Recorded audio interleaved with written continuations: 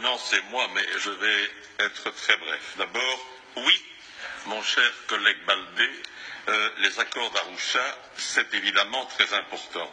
Ce sont des accords politiques qui ont permis de ramener la paix au Burundi. Il y a des engagements précis qui ont été faits et la constitution burundaise est une inspiration de l'accord d'Arusha. Donc on ne peut pas dire qu'il n'y a pas un lien entre les deux et établir un ranking dans l'importance de ces deux pièces fondamentales, disons, ça ne me paraît pas convenable. Deuxième élément, m'excuse, mais vous dites qu'il y a la violence des deux côtés.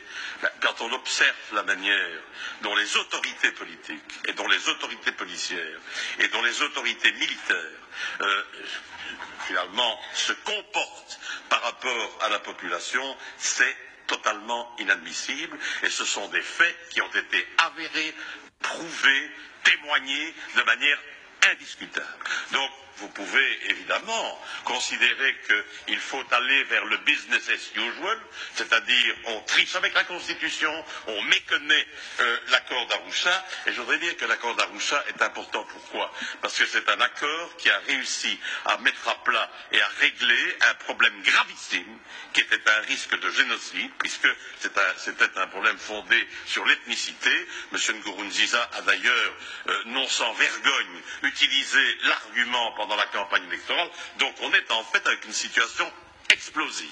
Moi, je n'ai absolument rien, évidemment, contre les autorités a priori. Mais dans ce cas de figure-ci, je pense que c'est vraiment inadmissible de taire notre réaction par rapport à ça. Taire notre réaction par rapport à ça, c'est dans une certaine mesure être complice de ce qui est aujourd'hui une dérive autocratique, voire despotique. C'est ça la réalité, elle n'est pas différente. Donc, voilà, je ne vais pas être plus long, je ne peux pas être d'accord du tout avec ce business as usual.